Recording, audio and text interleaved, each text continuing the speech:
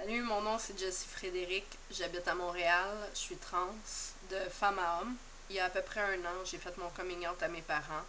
Mon plan au départ, c'était d'avoir une mastectomie. Éventuellement, j'ai réalisé que c'était pas assez juste une mastectomie. Donc, pour commencer, j'ai été voir un médecin pour avoir une référence pour aller voir une sexologue. Le médecin n'a pas été super réceptif. C'est pas le cas de tous les médecins à Montréal. Sincèrement, la plupart sont assez ouverts d'esprit. Je suis allée voir une sexologue qui m'a été conseillée par mon travailleur social. Donc, après un certain bout de temps à voir ma sexologue, j'ai décidé d'entreprendre des démarches pour aller chercher de la testostérone. Je suis allée voir un médecin, j'ai été vue par un psychiatre aussi pendant quelques années.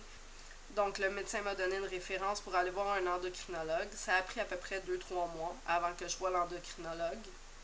Quand je l'ai vu le premier rendez-vous, on a parlé de ma dysphorie de genre, on a parlé de ce que je voulais, des options que je pouvais prendre. Je l'ai revu pour un autre rendez-vous après avoir envoyé une lettre de ma sexologue à l'endocrinologue pour confirmer le diagnostic de dysphorie de genre.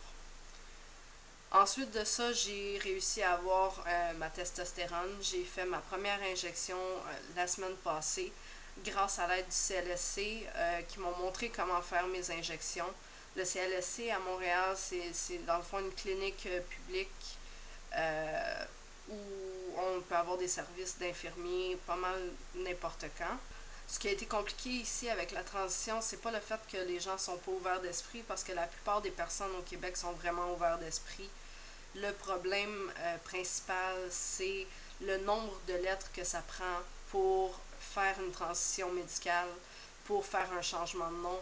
Déjà, juste pour mon changement de nom, il a fallu que je paye 134 $, que j'envoie une lettre de mon psychiatre. Là, je vais devoir envoyer une lettre de mon endocrinologue pour prouver que j'ai commencé une transition médicale, chose que je pensais pas avoir besoin de faire. Je trouve qu'on est assez chanceux dans le sens où est-ce que ça prend beaucoup de paperasse pour se rendre où est-ce qu'on veut, mais c'est quand même assez facile, puis on est assez accepté. Par contre, il faut s'armer de patience parce que la médecine, en général, à Montréal, c'est long avant d'avoir des rendez-vous.